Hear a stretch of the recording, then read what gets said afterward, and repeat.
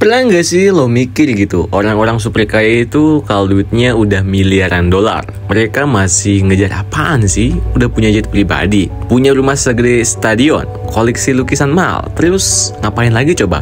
Ternyata jawabannya bisa bikin lo garuk-garuk kepala bro. Karena banyak dari mereka justru invest di instrumen yang sering kita anggap meh. Bahkan bisa jadi lo pernah ngomong, ini apaan sih, boring banget. Yes, gue lagi ngomongin soal obligasi bro, yang bunganya cuma 6-7% per tahun itu, yang katanya kalah sama inflasi. Bukannya lebih cuan main saham, kripto atau tanah. Nah ini dia menariknya, justru karena mereka udah di atas, mereka lebih fokus buat bertahan di puncak, bukan lagi ngajak naik gunung lebih tinggi. Ibaratnya kalau kita masih mikirin gimana caranya nyari sepatu manjat yang nyaman, mereka udah cari helm dan sabuk pengaman biar nggak jatuh. Dan disinilah obligasi masuk sebagai andalan gitu. Pertama-tama nih, obligasi itu ibarat tameng buat harta mereka.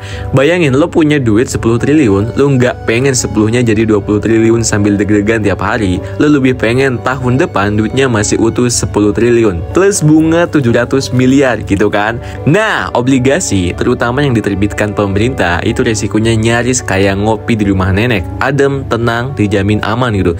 Karena dijamin negara bro. Kalau sampai pemerintahnya gagal bayar, ya kita semua udah bubar jalan duluan sih.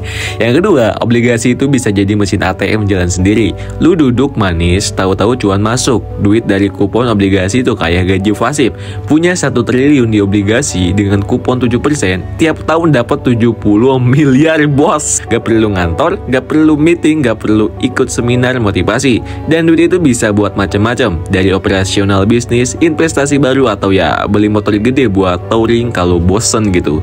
Ketiga, ketenangan batin. Ini yang sering diremehkan. Pasar saham itu ibarat roller coaster, kadang naik, kadang jatuh kayak mantan lo pas ketemu teman lamanya gitu. Kalau portofolio lo nilainya triliunan, fluktuasi harian bisa bikin lo pusing kepala. Tapi obligasi, cuy, ibarat jalan tol tengah malam, lurus stabil dan minim drama gitu. Keempat, jangan lupa obligasi itu bisa dijual kapan saja. Liquid bos, jadi misal lo butuh duit cepat atau tiba-tiba ada peluang lain, bahkan bisa didiversifikasi juga. Mau 30% di korporasi, 30% di pemerintah, sisanya campur-campur pun bisa bro.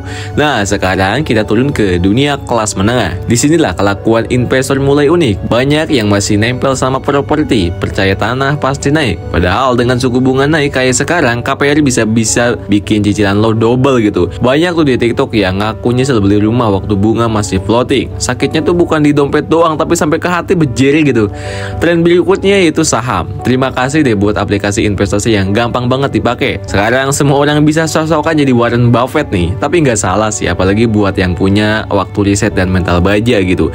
Terus ada reksadana, cocok buat lo yang sibuk tapi tetap pengen cuan. Dan jangan lupa bintang kita yang paling liar, yaitu kripto. Bisa bikin lo tajir mendadak atau nyesel berkepanjangan nih. Volatilitasnya mirip banget kayak hubungan tanpa kejelasan, naik turun, nggak stabil dan penuh drama bejiri gitu. Jadi jelas banget bedanya kan. Orang kaya cari stabilitas, sementara orang menengah cenderung ngejar pertumbuhan. Sayangnya banyak yang lupa ngitung resiko. Padahal diversifikasi itu bukan cuma teori kelas ekonomi, tapi bekal buat kita bisa tidur nyenyak gitu. Pertanyaannya, lu udah punya strategi diversifikasi dan manajemen risiko belum? Kalau belum, yuk mulai mikir. Bahkan nama-nama gede kayak Ray Dalio itu naruh 40 hingga 55% portofolionya di obligasi loh.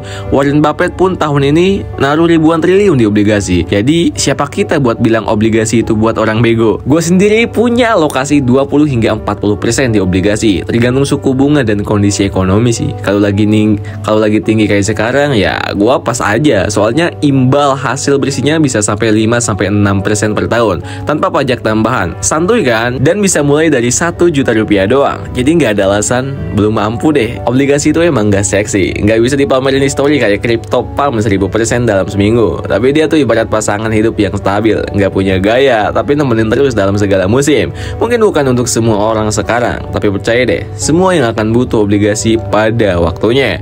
Yang terakhir, gue gak bilang lo harus langsung beli obligasi detik ini juga, tapi setidaknya lo sekarang ngerti nih kenapa orang-orang tajir tetap masukin obligasi ke portofolio mereka.